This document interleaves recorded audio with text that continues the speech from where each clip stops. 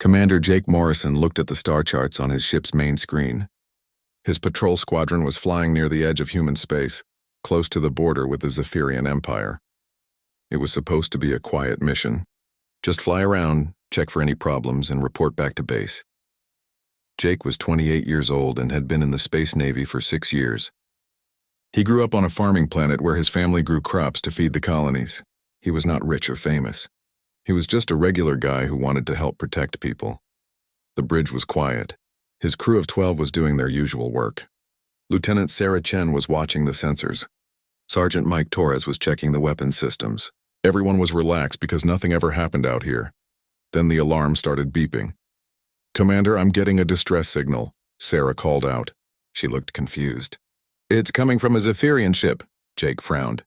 Humans and Zephyrians had been enemies for 30 years, not fighting a real war but not friends either. Both sides stayed on their own side of the border. Military rules said they should ignore any Zephyrian problems. "What kind of ship?" Jake asked. Sarah worked at her controls. "It looks like a royal transport. Wait, there are other ships attacking it. 3 big ones. They look like Krillian raiders." Jake's stomach dropped. The Krillians were the worst kind of space pirates. They attacked anyone they found and took prisoners to sell as slaves. They were cruel and violent. Everyone in the galaxy hated them. "The Zephyrian ship is asking for help," Sarah said. "They're saying they have important people on board." Jake thought fast. Military rules said to ignore Zephyrian ships, but the Krillians were attacking innocent people. Even if those people were supposed to be enemies, Jake could not just watch them get hurt. "How many Krillian ships?" he asked. 3 big warships and some smaller fighters," Sergeant Torres answered. "Our squadron has 4 ships. We could probably fight them." Jake made his choice. "All ships, this is Morrison. We're going to help that transport. I know there's Zephyrians, but the Krillians are attacking innocent people." "Sir, that's against orders," Lieutenant Chen said quietly. "I know, but it's the right thing to do." Jake opened the radio to talk to the other ships in his squadron. "Follow my lead. We hit the Krillians hard and fast. Try to draw them away from the transport." The 4 human ships flew toward the battle. The Krillians had already damaged the Zephyrian ship badly. Jake could see pieces of metal floating in space where the hull had been torn open. The first attack went well. Jake's squadron caught the Krillians by surprise. 2 of the smaller fighter ships exploded right away. The big Krillian warships turned to fight the humans instead of attacking the transport. But the Krillians were tough fighters. Their ships were bigger and had more weapons. Soon, Jake's squadron was in serious trouble. One of his ships, the Defender, took a direct hit and had to pull back with its engines damaged. "Commander, the transport is trying to launch escape pods," Sarah reported. "But the Krillians are shooting at them too." Jake saw what was happening. The Zephyrian ship was about to break apart. People were trying to escape in small pods, but the Krillian fighters were hunting them down like animals. "Protect those escape pods," Jake ordered. "Don't let the Krillians get them." His ship, the Courage, flew between the Krillian fighters and the escape pods. Jake's gunners shot down 2 more enemy fighters, but there were still too many Krillians. Then Jake's ship got hit. Hard. The whole bridge shook. Sparks flew from broken computers. Sarah fell out of her chair. The lights went out for a moment, then came back on red and dim. "Damage report," Jake called out. "Engine room is flooding with radiation," Torres shouted. "The reactor is damaged. We have maybe 10 minutes before it explodes." Jake looked at his screens. Most of his weapons were broken. His engines were failing, but he could still see the escape pods trying to get away from the Krillians. One escape pod was closer than the others. Jake used his ship's sensors to scan it. Inside was someone very important. Princess Lirelai, the daughter of the Zephyrian queen. A Krillian warship was moving toward that escape pod. Its weapons were charging up to destroy it. Jake made another choice. Maybe his last choice. "All crew to the escape pods. Now," he ordered. "Sir, what about you?" Sarah asked. "Someone has to fly this ship." "Go, that's an order." His crew did not want to leave him, but they followed orders. They ran to the escape pods while Jake stayed on the bridge alone. Jake set his ship on a collision course with the biggest Krillian warship, the one that was about to kill Princess Lirelai. His damaged engines pushed the Courage forward as fast as they could go. The Krillians saw what he was doing. They tried to shoot his ship before it could reach them, but Jake was a good pilot. He dodged their fire and kept flying straight at them. Jake opened his radio on all frequencies. He wanted everyone to hear his last words. This is Commander Jake Morrison, service number 7742, Earth Colonial Navy. I'm a farmer's son from New Iowa. I joined the Navy to protect innocent people. That's what I'm doing now. The Courage smashed into the Krillian warship just as Jake's reactor exploded. The blast was so bright it lit up all the ships in the area like a new star. Both ships were destroyed completely, but the explosion scared off the other Krillian ships. They ran away instead of staying to fight. Princess Lyrelai's escape pod was safe. So were all the other survivors from the transport. Jake Morrison was gone, but he had saved them all. Princess Lyrelai watched the explosion from her escape pod. She had heard Jake's last radio message. She learned his name, where he came from, and why he died. A human she had never met had given his life to save hers. He did it even though their people were supposed to be enemies. He did it because it was right. The princess would never forget that, and she would make sure nobody else forgot either. Jake Morrison was just a farmer's son who became a Space Navy officer. He was not famous or special, but in the moment when it mattered most, he chose to be a hero. His ship was gone. His life was over. But his story was just beginning. The rescue was complete. The sacrifice was made. And across the galaxy, everything was about to change because one human decided to do the right thing. Princess Lyrelai's pod was picked up by a Zephyrian rescue ship an hour later. As soon as she was safe, she asked for Jake Morrison's full name and service record. She wanted to know everything about the man who died to save her life. Princess Lyrelai returned to the Zephyrian homeworld 3 days after Jake Morrison saved her life. The royal palace was buzzing with activity. News of the attack had spread quickly. Everyone wanted to know if the princess was safe, but Lyrelai was not the same person who had left on that diplomatic mission. She kept thinking about the human who died for her. She could not stop hearing his voice on the radio, saying his name and where he came from. The princess went straight to her mother, Queen Vazira. The queen was relieved to see her daughter alive, but she could tell something had changed. "Tell me what happened," the queen said. Lyrelai told the whole story. The Krillian attack. The human ships that came to help. Jake Morrison's sacrifice. She spoke his name with respect, the way she would talk about a Zephyrian hero. Queen Vazira frowned. "A human saved you?" "Yes, mother. He chose to die so I could live. Even though we are supposed to be enemies." The queen was quiet for a long time. Zephyrians and humans had been enemies for 30 years. The war had started over a misunderstanding, but both sides had been too proud to make peace. Many Zephyrians still hated humans. "What do you want to do?" the queen asked. "I want to learn about him. Everything. Who he was, where he came from, what kind of person he was." The queen was worried. "Lyrelai, you cannot show too much interest in a human. The military leaders will think you are weak. Some people will say you are a traitor." But Lyrelai had made up her mind. "Mother, that man had no reason to save me. His military probably told him to ignore Zephyrian ships in trouble. But he risked everything to do what was right. How can I ignore that?" Over the next few weeks, Lyrelai used every resource she could find to learn about Jake Morrison. She sent secret messages to neutral traders who did business with humans. She studied human culture and history. She learned the human language so she could understand more about Jake's world. What she found made her respect him even more. Jake Morrison had grown up on New Iowa, a farming planet on the edge of human space. His family was not rich. They grew corn and wheat to feed the colonial settlements. Jake had 3 younger sisters. He had joined the Navy to earn money for his family and to see the galaxy. His service record showed he was a good officer. He had been promoted twice. His commanding officers said he was brave, smart, and always looked out for his crew. He had saved other people before, both humans and aliens. Jake had never been married. He sent most of his pay home to help his family buy better farming equipment. His sisters were all in school because he helped pay for their education. 3 months after the rescue, Queen Vazira died from an illness that had been getting worse for years. Princess Lyrelai became the new queen. She was only 24 years old, but she was smart and strong. Her first royal speech surprised everyone. "My people," she said, standing before the Zephyrian assembly, "I am alive today because of a human named Jake Morrison.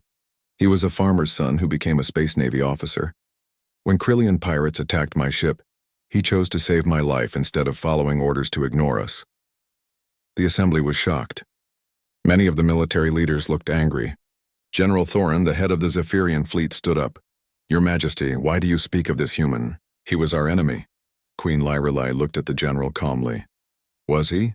When the Krillians were about to kill me, Jake Morrison was the only one close enough to help. He could have followed his orders and let me die. Instead, he gave his life to save mine. Does that sound like an enemy to you?" The Queen continued her speech. "I have learned about this human. He was not rich or powerful. He was not famous. He was just a good man who chose to do the right thing. Today I announce the creation of the Morrison Sanctuary." The entire assembly started talking at once. Some people were angry. Others were confused. A few looked interested. "The Morrison Sanctuary will be built in the capital city," the Queen said. "It will honor the memory of Jake Morrison and remind us that courage and honor exist in all species. Every day at sunset we will speak his name and remember his sacrifice." General Thorin was furious. "Your Majesty, this is wrong." "You cannot honor a human in our capital city. The people will think you have forgotten your own kind." "I have not forgotten my own kind," the Queen replied, "but I will not forget the human who died to save my life. Jake Morrison showed us something important. He showed us that some things are more important than old hatreds." Many of the older nobles and military officers opposed the Queen's plan. They said it was dangerous to honor a human. They worried that other Zephyrians would think their new queen was weak or confused. But Queen Lyrelai would not change her mind. She used her royal authority to begin construction of the Morrison Sanctuary.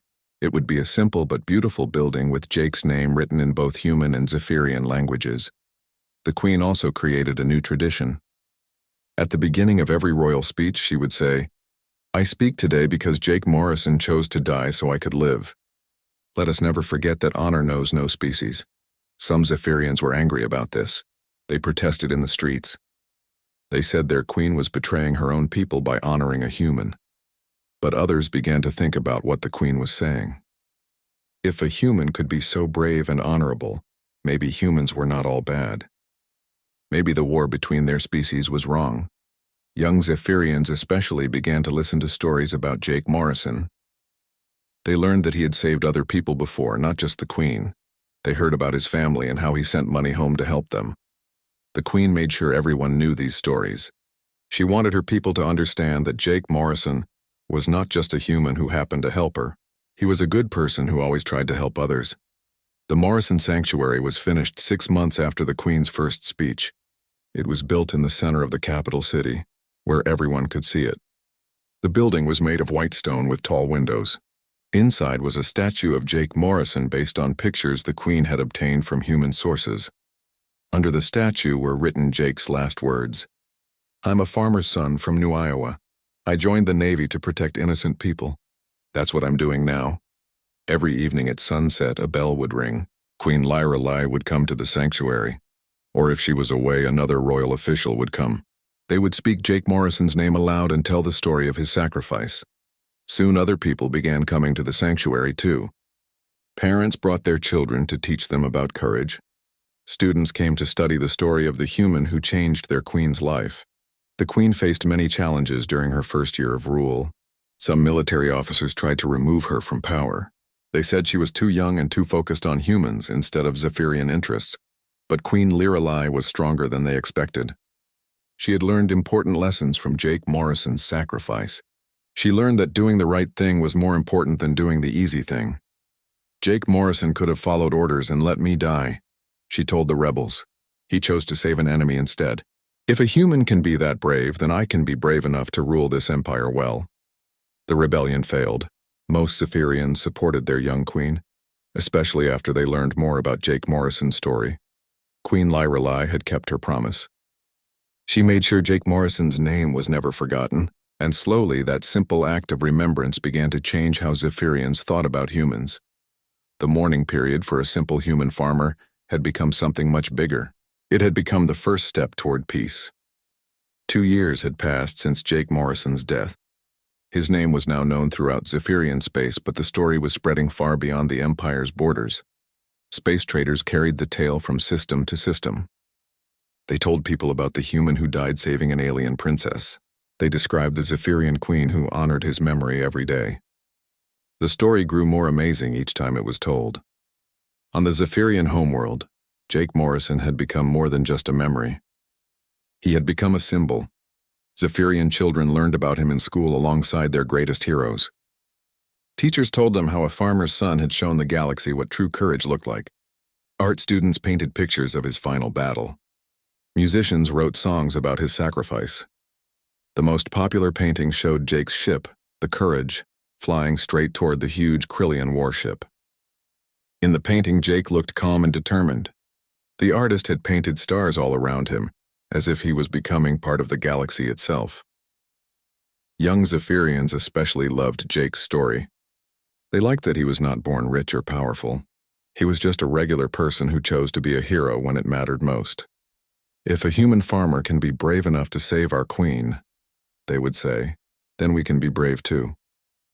Queen Lyrelei was happy to see how her people had accepted Jake's memory. But she knew that not everyone was pleased with the changes happening in the Empire.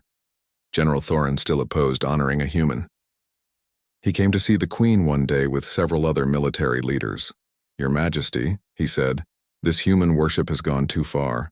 Our soldiers are starting to question whether humans are really our enemies. Some of them are even asking why we cannot make peace." The Queen looked at the general calmly. "Is that such a bad thing? Jake Morrison showed us that humans can be just as honorable as Zephyrians. Maybe our soldiers are asking the right questions." "But Your Majesty," another officer said, "we have been preparing to fight humans for 30 years. Our whole military is built around the idea that they are dangerous enemies." Queen Lyrelei had been thinking about this problem for months. Jake Morrison's sacrifice had made her question everything she had been taught about humans. "Tell me," she said to the officers, "what exactly have humans done to harm us in the past 5 years?" The officers looked at each other. General Thorin spoke first. "Well, they have built new military bases near our border." "As have we," the Queen replied. "What else?" "They have increased their patrols in contested space," another officer said. "Again, as have we." "What actual harm have they done? Have they attacked our ships? Have they invaded our territory? Have they hurt our people?" The officers could not give good answers. The truth was that humans and Zephyrians had been preparing for war for 30 years, but neither side had actually started one.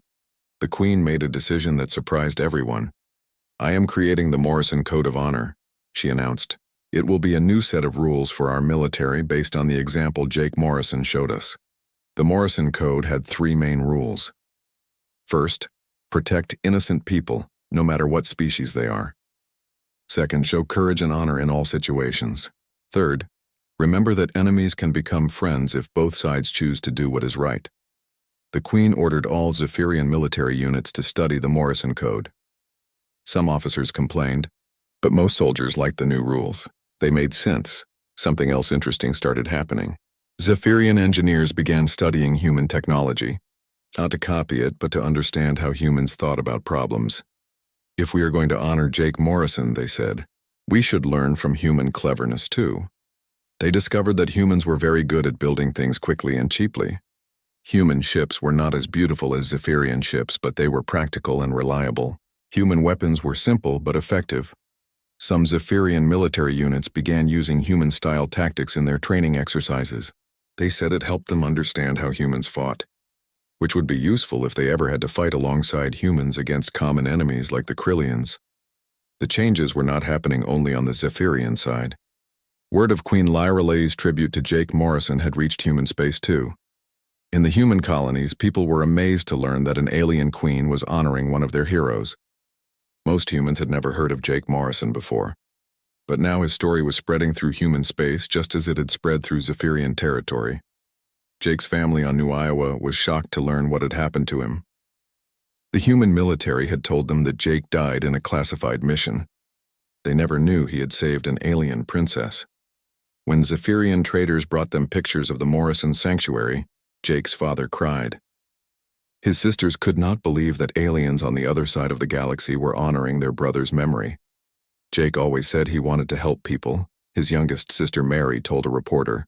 "I guess he helped more people than we ever imagined."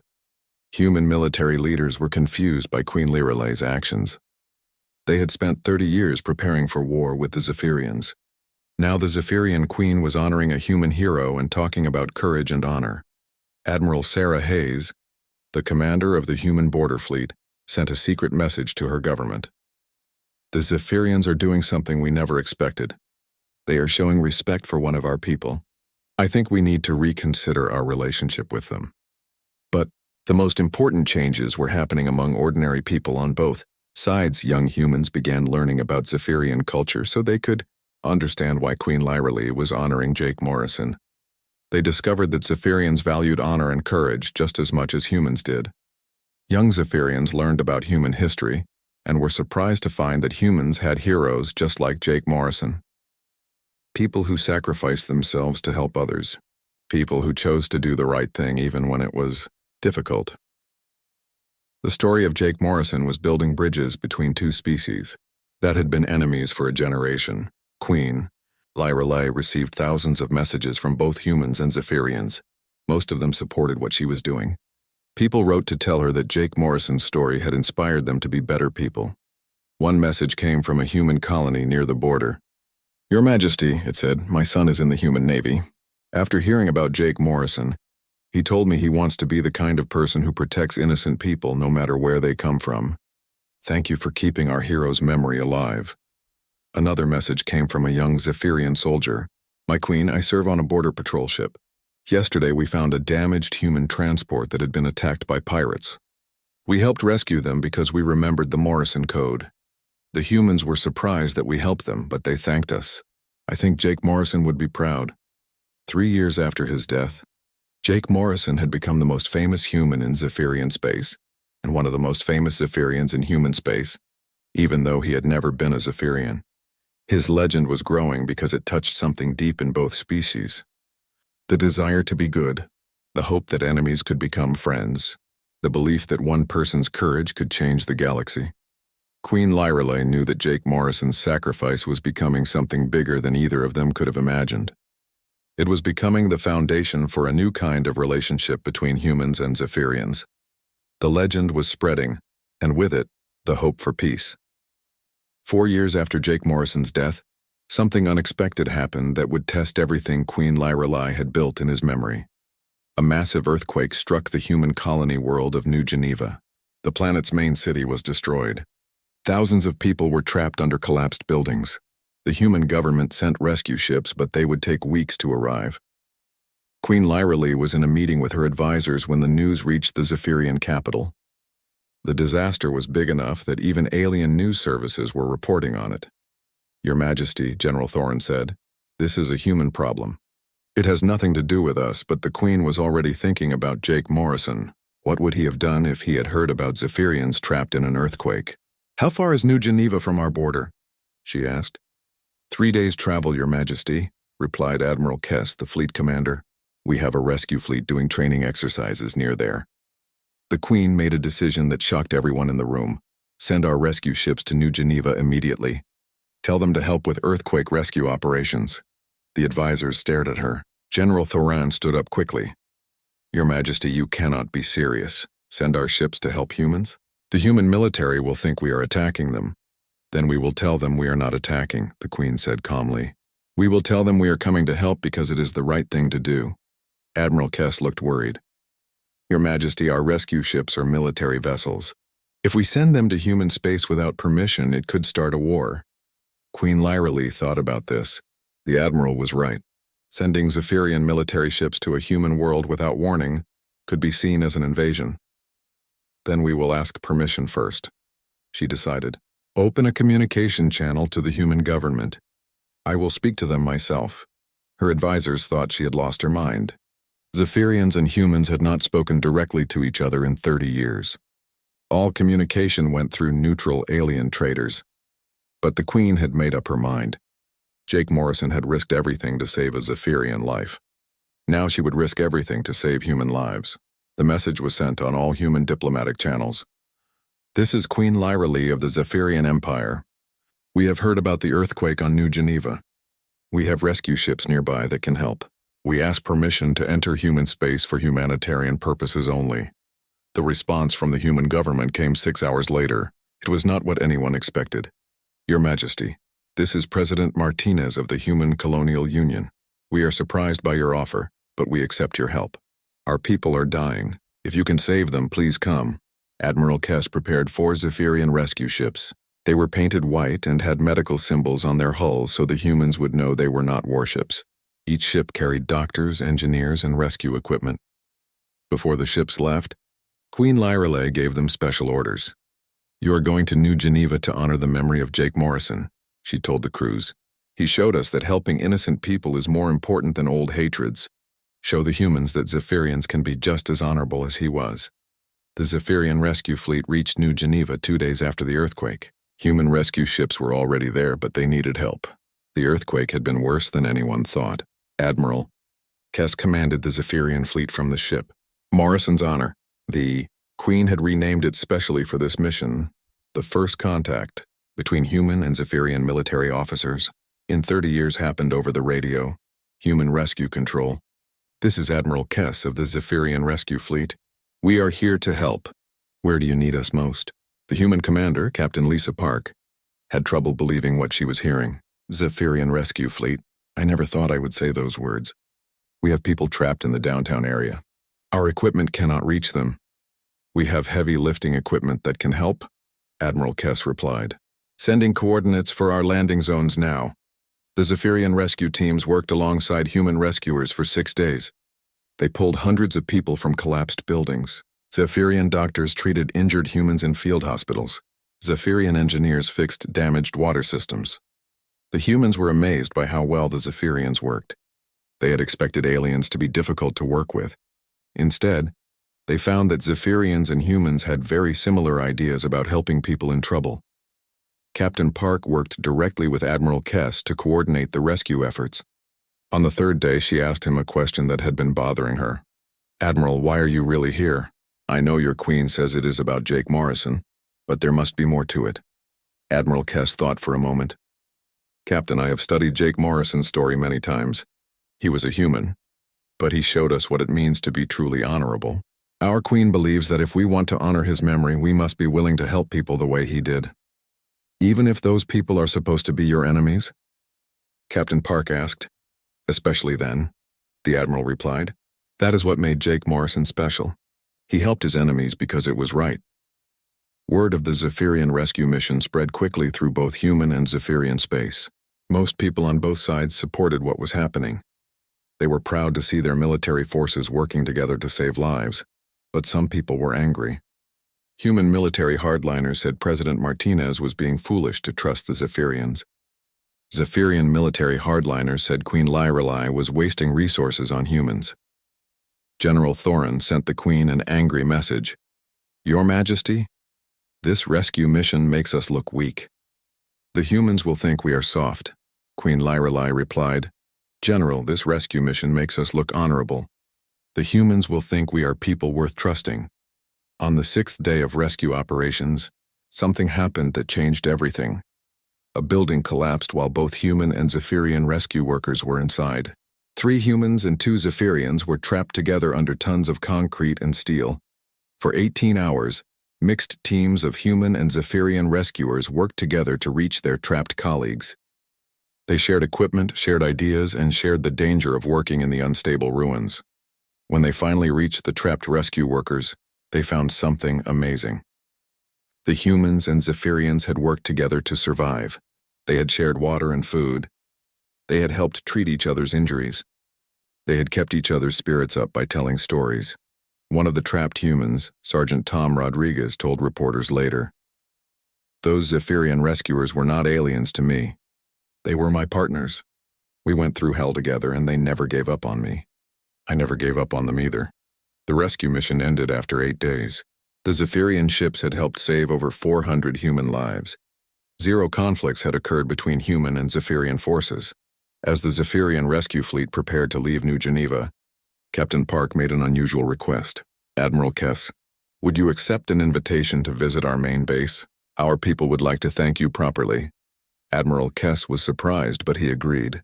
The Zephyrian fleet stopped at the human base for 2 days. Human and Zephyrian officers ate meals together, shared stories, and even conducted joint training exercises.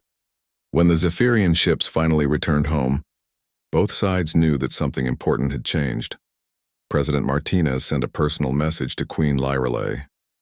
Your Majesty, your people have shown us that Zephyrians and humans can work together as friends. Perhaps it is time for our governments to talk about more than just rescue missions. Queen Lirelai wrote back, Mr. President, I believe Jake Morrison would be proud of what our people accomplished together. If you are willing to talk about peace, we are willing to listen. The first secret diplomatic meeting between human and Zephyrian representatives was scheduled for the following month. It would take place on a neutral space station, and both sides agreed to keep it quiet until they knew if peace was possible. The rescue mission at New Geneva had become much more than a humanitarian effort. It had become proof that Jake Morrison's sacrifice could inspire both species to be better than they had been before. The bridge between humans and Zephyrians was finally being built, and it was built on the foundation of one man's courage and one queen's determination to honor his memory. 10 years had passed since Jake Morrison died saving Princess Lirelai. His name was now spoken in both human and Zephyrian space, with the kind of respect usually reserved for the greatest heroes in history. But Jake Morrison had become more than just a hero. He had become something sacred. Queen Lirelai stood in the Great Hall of the Morrison Peace Station, the first structure ever built jointly by humans and Zephyrians. She was no longer the young princess who had been rescued from Krillian pirates. At 34, she was a mature ruler who had guided her people through the most important decade in their history. Today was the 10th anniversary of Jake's death, and representatives from across the galaxy had come to honor his memory. The peace station floated in space exactly halfway between Earth and the Zephyrian homeworld. It was built from metal taken from Jake's destroyed ship, the Courage, mixed with metals from both human and Zephyrian worlds. The result was beautiful, a structure that belonged to both species and neither. At the center of the station was the sacred memorial. Jake's statue stood 12 feet tall, made from the actual hull plating of his ship.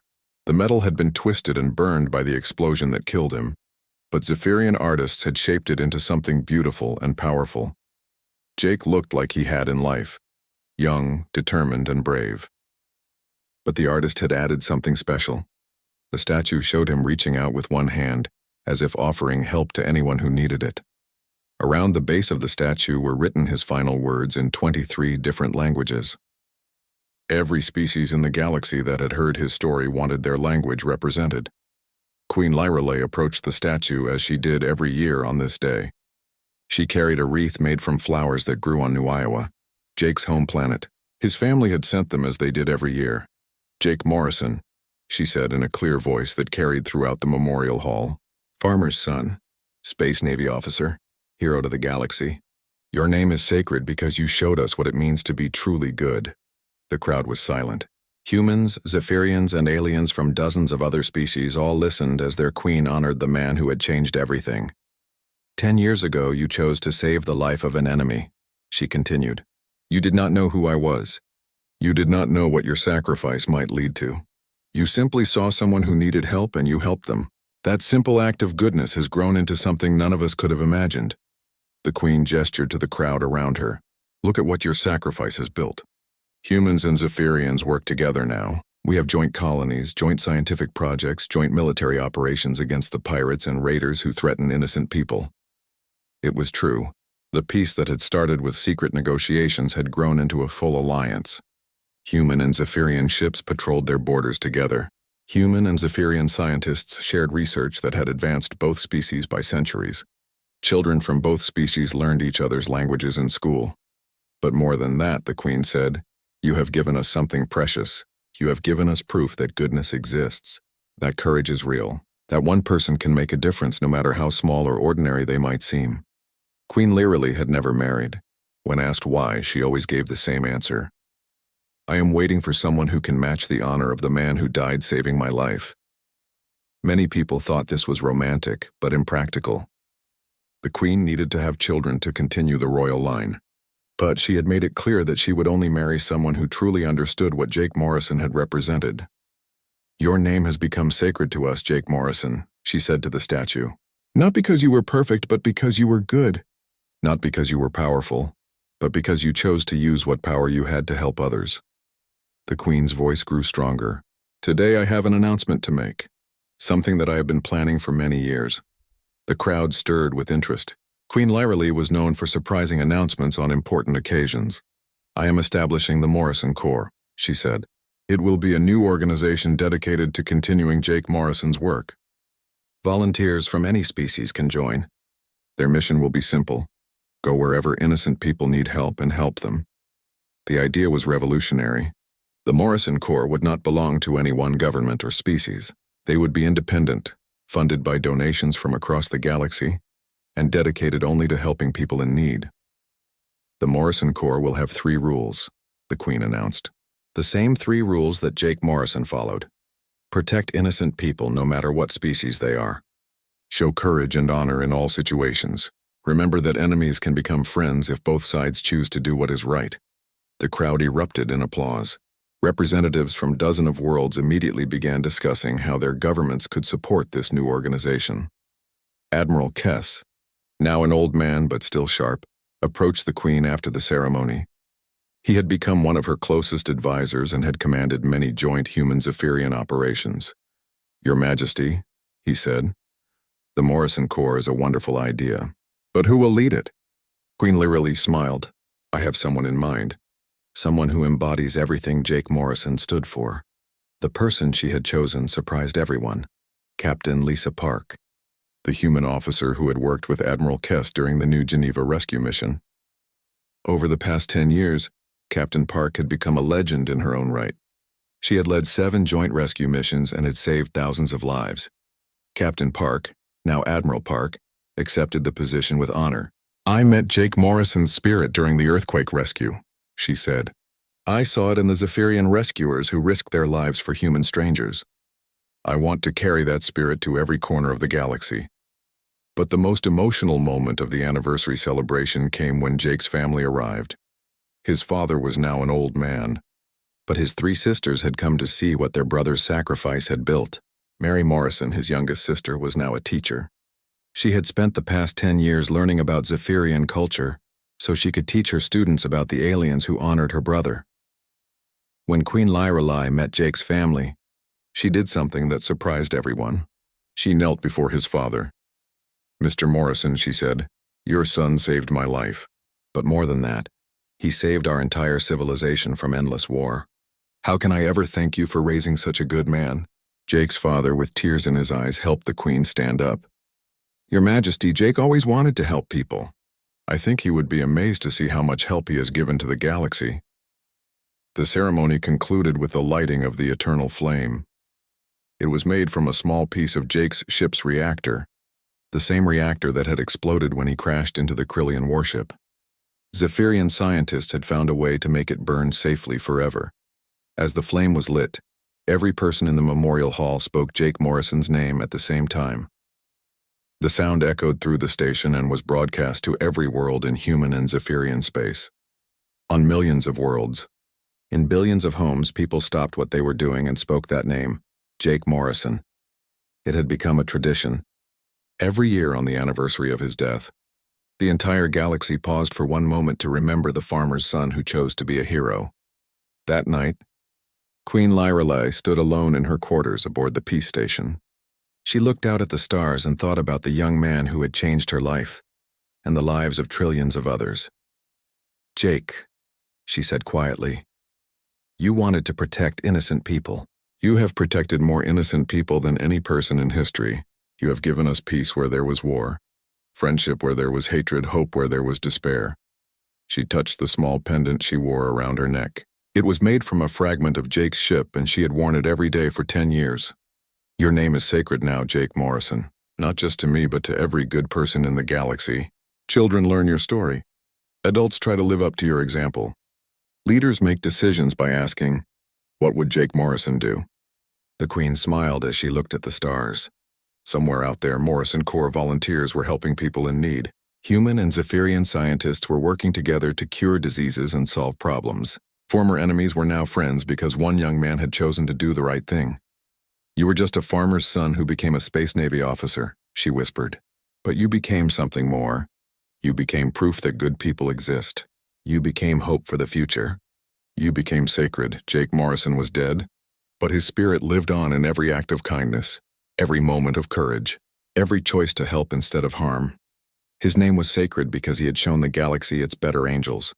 And as long as people remembered his story, there would always be hope that ordinary people could do extraordinary good. The sacred name would never be forgotten.